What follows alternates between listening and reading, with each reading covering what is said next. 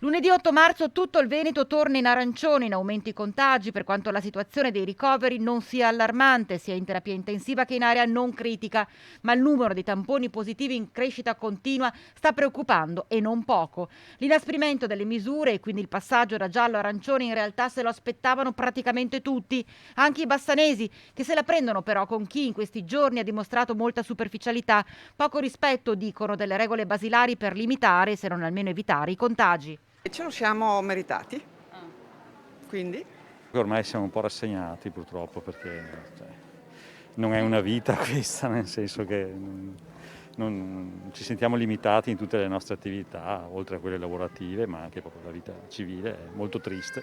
Le pesano queste limitazioni ulteriori? Guarda, ormai ci siamo talmente abituati che no. Cioè, comunque bisogna rispettare le regole perché la situazione inizia a essere veramente grave. La gente, non essendoci bar aperti, non viene neanche al mercato, perché non potendo comunque usufruire dei servizi è... Quindi voi potreste portare il vostro banco, però Sì, non c'è modo di lavorare, se la gente non esce non si lavora. Che bisogna fare quello che ci dicono, purtroppo.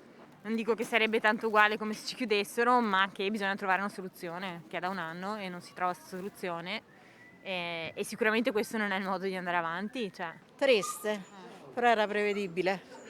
E con tutta l'affluenza che c'è troppo assembramento. lei è preoccupata No, per quello che sta succedendo? certo preoccupata sì, però non è che me ne faccio un'ansia, ecco.